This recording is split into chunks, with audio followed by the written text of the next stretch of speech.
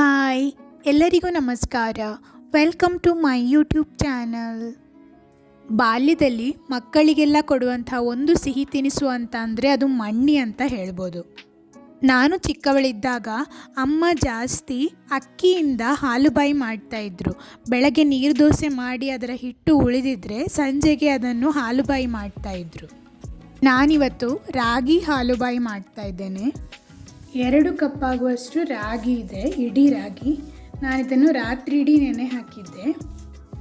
ಇದನ್ನೀಗ ಚೆನ್ನಾಗಿ ತೊಳೆದು ರುಬ್ಬಿಕೊಳ್ಳೋಣ. ರಾಗಿಯನ್ನು 8 ಗಂಟೆಗಳ ಕಾಲ ನೆನೆಸಿದರೆ ಒಳ್ಳೆಯದು. ನೆನೆಸಿರುವ ರಾಗಿಯನ್ನು ಮಿಕ್ಸಿ ಜಾರಿಗೆ ಹಾಕಿ ರುಬ್ಬಿಕೊಳ್ಳೋಣ. ನಾವಿದರ ಹಾಲನ್ನು ತೆಗಿಬೇಕು, ರಾಗಿ ಹಾಲು.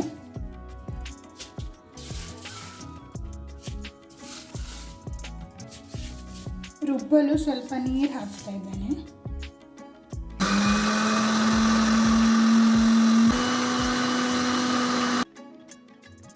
ಇನ್ನು ಸ್ವಲ್ಪ ನೀರು ಹಾಕಿ ನುಣ್ಣಗೆ ರುಬ್ಬಿಕೊಳ್ಳೋಣ.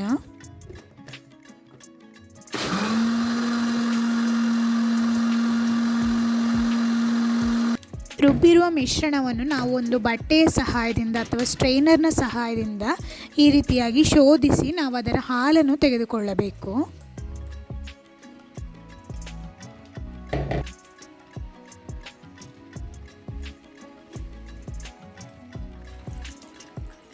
ರಾಗಿ ತುಂಬ ತಂಪು, ಆರೋಗ್ಯಕ್ಕಂತೂ ತುಂಬ ಒಳ್ಳೆಯದು.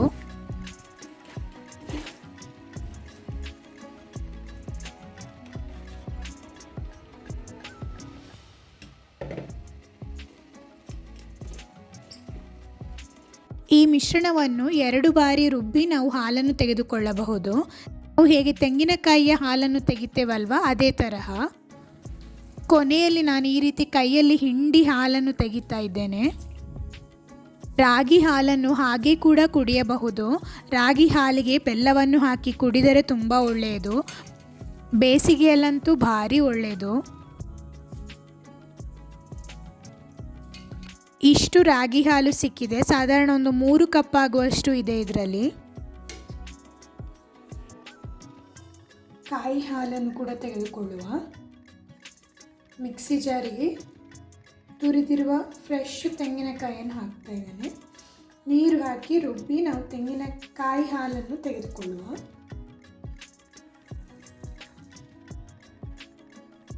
ಏಲಕ್ಕಿ ಕೂಡ ಇದಕ್ಕೆ ಹಾಕ್ತಾ ಇದ್ದೇನೆ.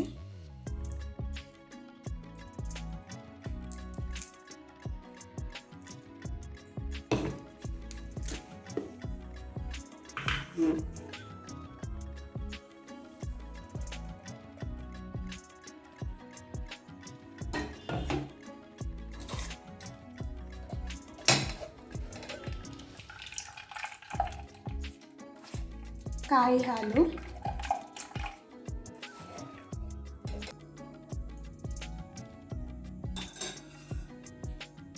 ರಾಗಿ ಹಾಲು,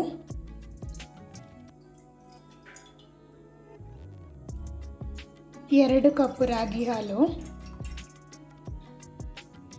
3ನೇ ಕಪ್ ರಾಗಿ ಹಾಲು. 3 ಕಪ್ ರಾಗಿ ಹಾಲು ಹಾಕಿದ್ದೇನೆ. ಈಗ ತೆಂಗಿನ ಹಾಲನ್ನು ಹಾಕುವ. ಅಳತೆ ಮಾಡಿ ಹಾಕ್ತಾ ಇದ್ದೇನೆ.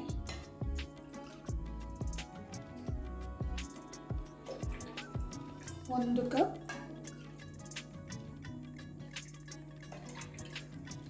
2 ಕಪ್. ರಾಗಿ ಹಾಲು ಮತ್ತು ತೆಂಗಿನ ಹಾಲು ಸಮ ಪ್ರಮಾಣದಲ್ಲಿ ಹಾಕಿದರೆ ಒಳ್ಳೆಯದು. ಸ್ವಲ್ಪ ಹೆಚ್ಚು ಕಡಿಮೆ ಆದರೆ ಏನು ತೊಂದರೆ ಇಲ್ಲ.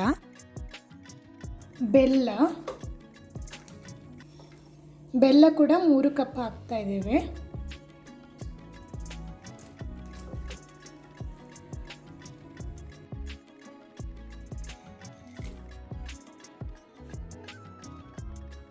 ಎರಡು ಕಲ್ಲು ಉಪ್ಪು ಹಾಕ್ತಾ ಇದ್ದೇನೆ.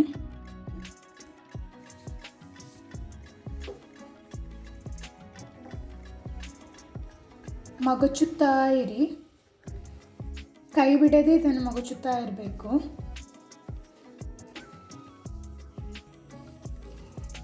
ಬೆಲ್ಲ ಎಲ್ಲ ಚೆನ್ನಾಗಿ ಕರಗಲಿ.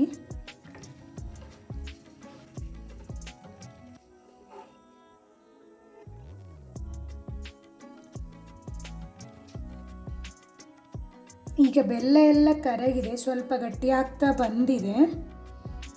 ರಾಗಿ ಹಾಲು ಮತ್ತು ತೆಂಗಿನಕಾಯಿ ಹಾಲು ಎರಡು ಚೆನ್ನಾಗಿ ಮಿಕ್ಸ್ ಆಗಿದೆ. ಕೈ ಬಿಡದೆ ನಾವಿದನ್ನು ತೊಳಸುತ್ತಾ ಇರಬೇಕು, ಮಿಕ್ಸ್ ಮಾಡ್ತಾ ಇರಬೇಕು.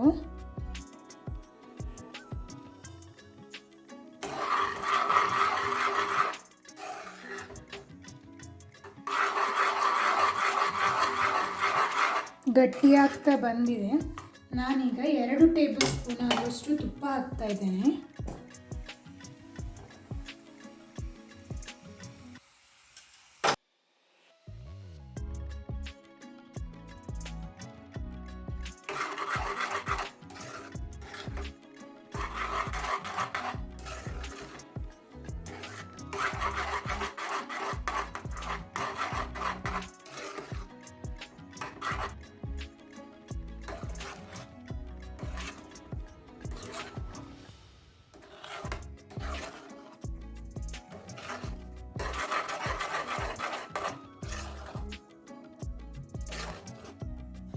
ನಾನು ಮಧ್ಯಮ ಉರಿಯಲ್ಲಿ ಇಟ್ಟು ಇದನ್ನು ಕಾಯಿಸ್ತಾ ಇದ್ದೇನೆ.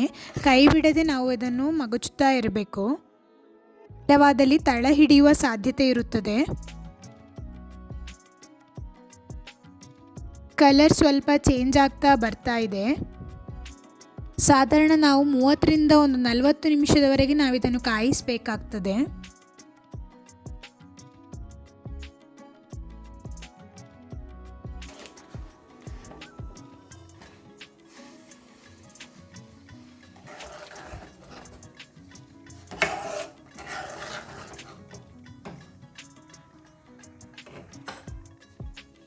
ಒಂದು ಸ್ಪೂನ್ ತುಪ್ಪ ಹಾಕ್ತೇನೆ. ಅರ್ಧ ಕಪ್ ಆಗುವಷ್ಟು ತುಪ್ಪ ಹಾಕಿದರೆ ಒಳ್ಳೆಯದು, ರುಚಿ ತುಂಬ ಚೆನ್ನಾಗಿರುತ್ತದೆ. ತುಪ್ಪ ಕಡಿಮೆಯಾದರೂ ಏನೂ ತೊಂದರೆ ಇಲ್ಲ. ಇದೇ ಥರ ಅಕ್ಕಿ ಹಿಟ್ಟಿನಿಂದ ಕೂಡ ಹಾಲುಬಾಯಿ ಮಾಡ್ಬೋದು, ಗೋಧಿಯಿಂದ ಕೂಡ ಹಾಲುಬಾಯಿಯನ್ನು ಮಾಡ್ಬೋದು. ನಿಮ್ಮ ಮನೆಯಲ್ಲೆಲ್ಲ ರಾಗಿ ಹಾಲಿನಿಂದ ಬೇರೆ ಇನ್ನೇನಾದರೂ ರೆಸಿಪಿಗಳನ್ನು ಮಾಡ್ತಾ ಇದ್ದರೆ ಕಮೆಂಟ್ ಮಾಡಿ ತಿಳಿಸಿ, ನಾನು ಕಲಿತುಕೊಳ್ಳುತ್ತೇನೆ.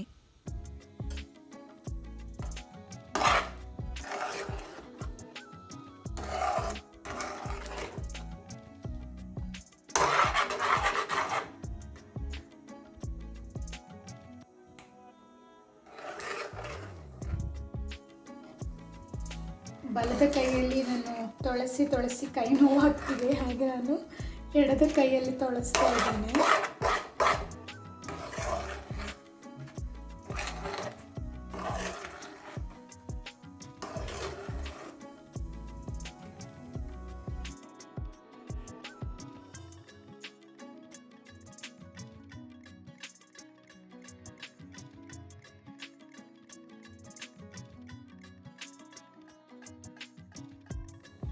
ನಾನೊಂದು ಸ್ಪೂನಲ್ಲಿ ತೆಗೆದು ನೋಡ್ತಾ ಇದ್ದೇನೆ, ಇದು ತಣ್ಣದಿದೆ. ಈಗ ನೀಟಾಗಿ ಬರ್ತಾ ಇದೆ ನೋಡಿ, ಅಂಟ್ತಾ ಇಲ್ಲ, ಪ್ಲೇಟಿಗೆ ಅಂಟ್ತಾ, ತಟ್ಟೆಗೆ ಅಂಟ್ತಾ ಇಲ್ಲ. ಸೊ ಹಾಗಾಗಿ ಸಾಧಾರಣ ಆಗ್ತಾ ಬಂದಿದೆ. ಇನ್ನೊಂದು 2 ನಿಮಿಷ ಆಗಲಿ. ತಳ ಕೂಡ ಬಿಡ್ತಾ ಬಂದಿದೆ ನೋಡಿ. ಕೊನೆಯಲ್ಲಿ 1 ಸ್ಪೂನ್ ತುಪ್ಪ ಹಾಕ್ತಾ ಇದ್ದೇನೆ. ಇದು ತಳ ಎಲ್ಲ ಬಿಟ್ಟು ಒಂದು ಮುದ್ದೆ ಹಾಗೆ ಆಗ್ತದೆ, ಆಗ ಇದು ಆಗಿದೆ ಅಂತ ಲೆಕ್ಕ.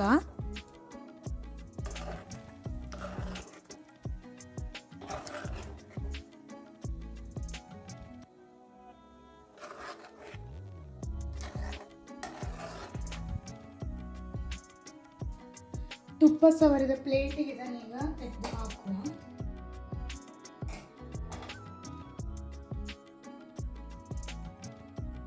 ತುಂಬ ಬಿಸಿ ಇದೆ, ಜಾಗ್ರತೆಯಿಂದ ನಾವು ಹಾಕಬೇಕಾಗ್ತದೆ.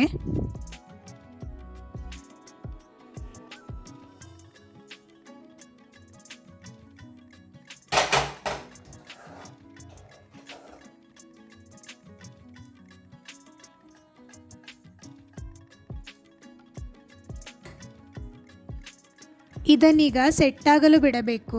ಇದು ತುಂಬ ಚೆನ್ನಾಗಿ ತಣಿಯಬೇಕು. ನಂತರ ನಾವು ಬೇಕಾದ ಆಕಾರದಲ್ಲಿ ಕಟ್ ಮಾಡಿಕೊಳ್ಳಬಹುದು. ಒಂದು 2 ಗಂಟೆಗಳ ಕಾಲ ನಾನು ತಣಿಯಲು ಇಡ್ತಾ ಇದ್ದೇನೆ. ತಣಿದ ನಂತರ ನಮಗೆ ಬೇಕಾದ ಆಕಾರದಲ್ಲಿ ಇದನ್ನು ಕಟ್ ಮಾಡಿಕೊಳ್ಳೋಣ. ಬೆಣ್ಣೆಯಷ್ಟೇ ಮೃದುವಾದಂತಹ ರಾಗಿ ಹಾಲುಬಾಯಿ ರೆಡಿಯಾಗಿದೆ. ಇದು ಆರೋಗ್ಯಕ್ಕೂ ತುಂಬ ಒಳ್ಳೆಯದು. ಇದನ್ನು ದಿನದಲ್ಲಿ ಯಾವ ಸಮಯದಲ್ಲಿ ಕೂಡ ಸವಿಯಬಹುದು, ಮಕ್ಕಳಿಗೆ ಕೂಡ ಕೊಡಬಹುದು. ಎಲ್ಲರಿಗೂ ತುಂಬ ಇಷ್ಟವಾಗ್ತದೆ. ನೀವು ಒಮ್ಮೆ ಟ್ರೈ ಮಾಡಿ ನೋಡಿ.